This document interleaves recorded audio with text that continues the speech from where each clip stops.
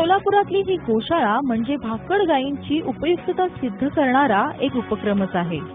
काही जाणकार व्यक्तींनी एकत्र येऊन कत्तलखान्यात जाणाऱ्या भाकड गायी विकत घेऊन ही गोशाळा सुरू केली आहे। व्यवसाय किंवा कोणताही नफा कमवण्यासाठी नाही, तर देशी गोधन वाढावं या हेतूने ही गोशाळा सुरू केली आहे। देशी गायींचं संवर्धन व्हावं यासाठी सोलापुरातल्या विडी घरकुल परिसरात ही गोशाळा सुरू करण्यात आली आहे। 7 वर्षांपासून ही गोशाळा गोसंवर्धनाचं काम करतेय। 7 वर्षांपूर्वी या गोशाळेत 7 गायी होत्या। आज इथं एकूण 85 गायी आहेत। गायींच्या शेणापासून इथं गोवऱ्या तयार केल्या जातात। या गोवऱ्या सध्या देशासह विदेशातही पाठवल्या जात आहेत। दररोज जवळपास इथं 1,500 ते 2,000 गोवऱ्या बनवल्या जातात। त्याचं पॅकिंग केलं जातं आणि त्यांची विक्री केली जाते।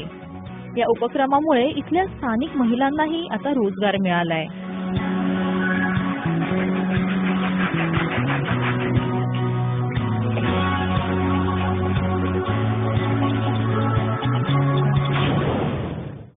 एक देशी गाई जगणं अत्यंत गरजेचे आहे आणि देशी गोवंश वाढला पाहिजे।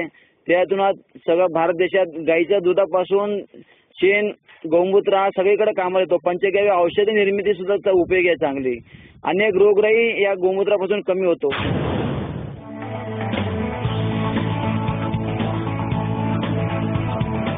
या गोशाळेत तयार करण्यात आलेल्या 2.5 ते 3 लाख गोवऱ्यांची दरवर्षी परदेशात निर्यात केली जाते। 25 गोवऱ्या असलेलं एक पाकिट 35 रुपयांना विकलं जातं। त्यातून जवळपास 2.5 ते 2.5 लाखांचं उत्पन्न गोशाळेला मिळतंय। गोवऱ्यांसोबतच सेंद्रिय खताच्या निर्मितीसाठी उपयुक्त असलेल्या जीवामृताची निर्मिती देखील आता या गोशाळेत सुरू केली आहे। गायींना लागणाऱ्या खाद्याचा खर्च गोवऱ्या आणि जीवामृताच्या विक्रीतून भागवला जातो।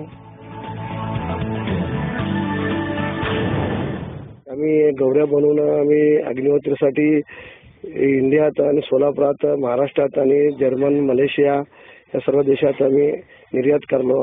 अक्कलकोट आणि शिवपुरी यांच्या माध्यमातून तर हे गोवऱ्या अग्निहोत्र करून देशाची काहीतरी चांगलं वातावरण निर्माण करण्यासाठी आमचा प्रयत्न आहे आणि गोसेवा चालू आहे।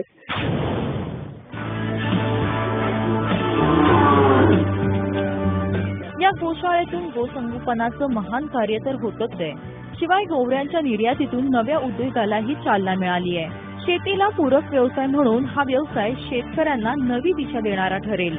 तसंच गोसंवर्धनाच्या दृष्टीने जय संतोषी माता गोशाळेने उचललेलं हे पाऊल नक्कीच कौतुकास्पद आहे। सोलापूरहून शिवकुमार पाटीलसह ब्युरो रिपोर्ट, एबीपी माझा।